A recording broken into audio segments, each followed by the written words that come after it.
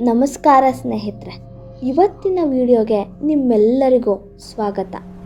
ಚಿತ್ರದುರ್ಗ ಅಂದಿದ ತಕ್ಷಣ ನಮ್ಮೆಲ್ಲರ ತೆಲುಗು ಏನು ಬರುತ್ತೆ? ಅಲ್ಲಿನ ಕಲ್ಲಿನ ಕೋಟೆ ಆ್ಯಂಡ್ ಒನಕೆ ಓಬವ್ವ. ಆದರೆ ಆ ಕೋಟೆಯ ಆಚೆಗಿನ ಹೆದ್ದಾರಿಯಲ್ಲಿ ಸೂರ್ಯಾಸ್ತ ಆದಮೇಲೆ ನಡೆಯುವಂತಹ ಭಯಾನಕ ಘಟನೆಗಳ ಬಗ್ಗೆ ನಿಮಗೇನಾದರೂ ಗೊತ್ತಾ? ಹೌದು, ಇವತ್ತಿನ ಟಾಪಿಕ್ ಬಂದು ಆ ಹೆದ್ದಾರಿಯಲ್ಲಿ ನಡೆದಂತಹ ಒಂದು ರಿಯಲ್ ಇನ್ಸಿಡೆನ್ಸ್.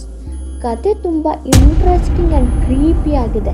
ಯಾರೂ ಸ್ಕಿಪ್ ಮಾಡೋದಕ್ಕೆ ಹೋಗಬೇಡಿ, ಹೆಡ್ಫೋನ್ಸ್ ಹಾಕ್ಕೊಂಡು ಕೇಳೋದಕ್ಕೆ ರೆಡಿಯಾಗಿ. ನೀವಿನ್ನೂ ನನ್ನ ಚಾನಲ್ನ ಸಬ್ಸ್ಕ್ರೈಬ್ ಮಾಡ್ಕೊಂಡಿಲ್ಲ ಅಂದರೆ ಈ ಕೂಡ ಸಬ್ಸ್ಕ್ರೈಬ್ ಮಾಡ್ಕೊಳ್ಳಿ.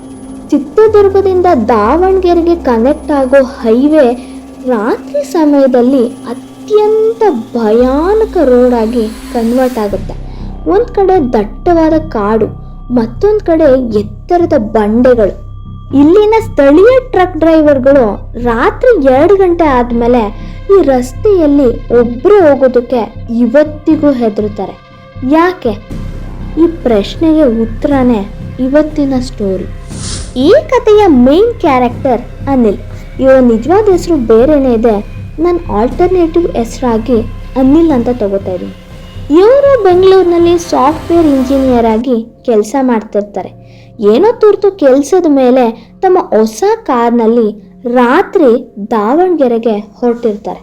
ಸುಮಾರು ರಾತ್ರಿ 1:15 ಆಗಿರುತ್ತೆ. ಚಿತ್ರದುರ್ಗದ ಬೈಪಾಸ್ ದಾಟಿದ ನಂತರ ರಸ್ತೆ ಪೂರ್ತಿ ಖಾಲಿ ಆಗಿಬಿಟ್ಟಿರುತ್ತೆ. ಚಳಿಗಾಲ ಆಗಿರೋದ್ರಿಂದ ರಸ್ತೆಯ ಮೇಲೆ ದಟ್ಟವಾದ ಮಂಜು ಕವಿದಿರುತ್ತೆ. ಬರ್ತಿದ್ದಂತಹ ರೇಡಿಯೋ ಫ್ಲಿಕ್ಕರ್ ಆಗಿ ನಿಂತು ಹೋಗ್ಬಿಡುತ್ತೆ. ಇಲ್ಲಿ ನೆಟ್ವರ್ಕ್ ಇಶ್ಯೂ ಇರ್ಬೋದು ಅಂದ್ಕೊಂಡು ಜಾಸ್ತಿ ಏನು ತಲೆ ಕೆಡಿಸ್ಕೊಳ್ಳೋದಿಲ್ಲ, ಕಾರ್ ಡ್ರೈವ್ ಮಾಡೋದಕ್ಕೆ ಮುಂದಾಗ್ತಾರೆ. ಮಧ್ಯರಾತ್ರಿ 2 ಗಂಟೆಯಲ್ಲಿ ಅನಿಲ್ಗೆ ರಸ್ತೆಯ ಬದಿಯಲ್ಲಿ ಒಬ್ಬ ಮಹಿಳೆ ಕೈ ತೋರಿಸ್ತಿರೋ ಹಾಗೆ ಕಾಣಿಸುತ್ತೆ. ಆ್ಯಂಡ್ ಅವಳ ಕೈಯಲ್ಲಿ ಒಂದು ಪುಟ್ಟ ಮಗು ಕೂಡ ಇರುತ್ತೆ. ಆ್ಯಂಡ್ ಅವಳು ಲಿಫ್ಟ್ ಕೇಳ್ತಿರೋದನ್ನು ನೋಡಿ ಅನಿಲ್ಗೆ ಅಯ್ಯೋ ಪಾಪ ಅನಿಸಿ ಅವಳ ಮುಂದೆ ಹೋಗಿ ಕಾರನ್ನು ಸ್ಟಾಪ್ ಮಾಡ್ತಾನೆ. ಲಿಫ್ಟ್ ಕೊಡೋಣ ಅಂದ್ಕೊಂಡು ಕಾರ್ನ ಸ್ಟಾಪ್ ಮಾಡಿ ಆ ಮಹಿಳೆಯ ಹತ್ರ ತಿರುಗಿ ನೋಡಿದಾಗ ಅನಿಲ್ಗೆ ಒಂದು ಭಯಾನಕ ಶಾಕ್ ಆಗಿರುತ್ತೆ. ಆ ಮಹಿಳೆಯ ನೋಡಿದಂಥ ಅನಿಲ್ ಮೈ ನಡ್ಗೋಗುತ್ತೆ. ಅವಳು ಧರಿಸಿದ ಬಿಳಿ ಸೀರೆ ಪೂರ್ತಿ ರಕ್ತ ಆಗ್ಬಿಟ್ಟಿರುತ್ತೆ. ಅವಳ ಮುಖದಲ್ಲಿ ಕಣ್ಗಳೇ ಇರೋದಿಲ್ಲ, ಕೇವಲ 2 ಕಪ್ಪು ಗುಡ್ಡೆಗಳು ಮಾತ್ರ ಕಾಣಿಸ್ತಿರುತ್ತೆ. ಭಯಗೊಂಡ ಅನಿಲ್ ಕಾರ್ನ ಎಕ್ಸಿಲೇಟರ್ನ 100ರಿಂದ 120 ಸ್ಪೀಡ್ನಲ್ಲಿ ಓಡಿಸೋದಕ್ಕೆ ಶುರು ಮಾಡ್ತಾನೆ. ಇವನು ಎಷ್ಟೇ ವೇಗವಾಗಿ ಕಾರ್ನ ಓಡಿಸಿದ್ರು ಇವನ ಸಮವಾಗಿ ಆ ಮಹಿಳೆ ಪ್ರತಿ ರೋಡ್ ಕಾರ್ನರ್ನಲ್ಲೂ ಕಾಣಿಸ್ತಿರ್ತಾಳೆ.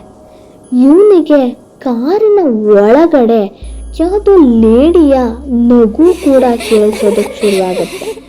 ಅನಿಲ್ಗೆ ತುಂಬ ಭಯ ಆಗುತ್ತೆ. ಏನು ಮಾಡಬೇಕು ಅಂತ ಸಹ ಗೊತ್ತಾಗ್ತಿರೋದಿಲ್ಲ. ಯಾಕಂದರೆ ರೋಡ್ನಲ್ಲಿ ಯಾರೂ ಇರೋದಿಲ್ಲ. ಒಬ್ಬನೇ ಭಯ ಆದರೂ ಸಹ ಕಾರ್ ಓಡಿಸ್ಬೇಕಾದಂತಹ ಪರಿಸ್ಥಿತಿ. ಅನಿಲ್ ಗಾಬರಿಯಿಂದ ಕಾರ್ ಓಡಿಸ್ತಿರುವಾಗ ರಸ್ತೆ ಇದ್ದಕ್ಕಿದ್ದಂತೆ ಲಾಸ್ಟ್ ಆದಾಗೆ ಕಾಣಿಸುತ್ತೆ. ಮುಂದೆ ಬೃಹತ್ತಾದ ಬಂಡೆ ಕಾಣಿಸ್ಕೊಳ್ಳುತ್ತೆ. ಅನಿಲ್ ಜೋರಾಗಿ ಬ್ರೇಕ್ ಹಾಕ್ತಾನೆ. ಕಾರ್ ನಿಂತಾಗ ಅನಿಲ್ ಬೆವ್ತು ಹೋಗಿರ್ತಾನೆ ಆ್ಯಂಡ್ ತುಂಬ ಭಯದಿಂದ ಸಹ ಇರ್ತಾನೆ. ಮುಂಭಾಗದ ಗಾಜಿನ ಮೇಲೆ ಯಾರೋ ಕೈಗಳಿಂದ ಒಡೆದಿರೋ ಹಾಗೆ ಶಬ್ದ ಕೇಳಿಸುತ್ತೆ. ಕಣ್ಬಿಟ್ಟು ನೋಡಿದಾಗ ಕಾರಿನ ಮೇಲೆ 10 ಕತ್ತಲೆಯ ಆಕೃತಿಗಳು ಕೂತಿರೋ ಹಾಗೆ ಅನಿಲ್ಗೆ ಫೀಲ್ ಆಗುತ್ತೆ. ಆ ಜಾಗ ನೋಡಿ ಅನಿಲ್ಗೆ ಒಂದು ವಿಷಯ ನೆನಪಾಗುತ್ತೆ. ಅದು ಚಿತ್ರದುರ್ಗದ ಕುಖ್ಯಾತ ಡೆತ್ ಸ್ಪಾಟ್. ಇಲ್ಲಿ ಈ ಹಿಂದೆ ಭೀಕರ ಅಪಘಾತ ಆಗಿ ಒಂದು ಇಡೀ ಕುಟುಂಬ ಸಾವನ್ನಪ್ಪಿರುತ್ತೆ.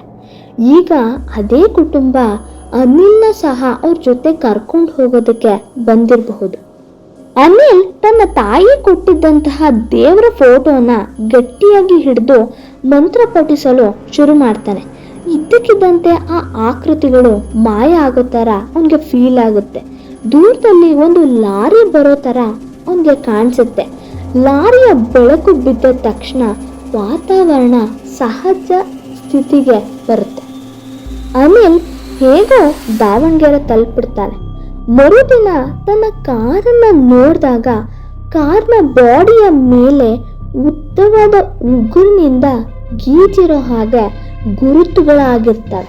ಸ್ನೇಹಿತರೆ, ಚಿತ್ರದುರ್ಗದ ಆ ಹೆದ್ದಾರಿಯಲ್ಲಿ ಇಂದಿಗೂ ಅನೇಕರು ಇಂತಹ ಭಯಾನಕ ಅನುಭವಗಳನ್ನ ಅನುಭವಿಸಿದ್ದಾರೆ.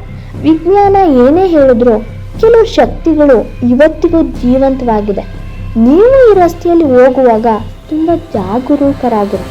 ನಿಮ್ಮ ಬಳಿ ಇಂತಹ ಕಥೆಗಳಿದ್ರೆ ದಯವಿಟ್ಟು ಕಮೆಂಟ್ ಮಾಡಿ ತಿಳಿಸಿ. ಮುಂದಿನ ವಿಡಿಯೋದಲ್ಲಿ ಸಿಗ್ತೀನಿ. ನಿಮಗೆ ವಿಡಿಯೋ ಇಷ್ಟ ಆಗಿದ್ದರೆ ದಯವಿಟ್ಟು ನನ್ನ ಚಾನಲ್ ಸಬ್ಸ್ಕ್ರೈಬ್ ಮಾಡ್ಕೊಳ್ಳಿ. ನೀವು ಮಾಡ್ಕೊಳ್ಳೋ ಸಬ್ಸ್ಕ್ರೈಬಿಂದ ನನಗೆ ಮುಂದೆ ಇಂತಹ ವಿಡಿಯೋ ಮಾಡೋದಕ್ಕೆ ಪ್ರೋತ್ಸಾಹ ಸಿಗುತ್ತೆ. ಮುಂದಿನ ವಿಡಿಯೋದಲ್ಲಿ ಸಿಗೋವರೆಗೂ ಎಲ್ಲರೂ ಹುಷಾರಾಗಿರಿ. ಸೈನಿಂಗ್ ಆಫ್, ಕನ್ನಡತಿ ಸುಚಿತ್ರ.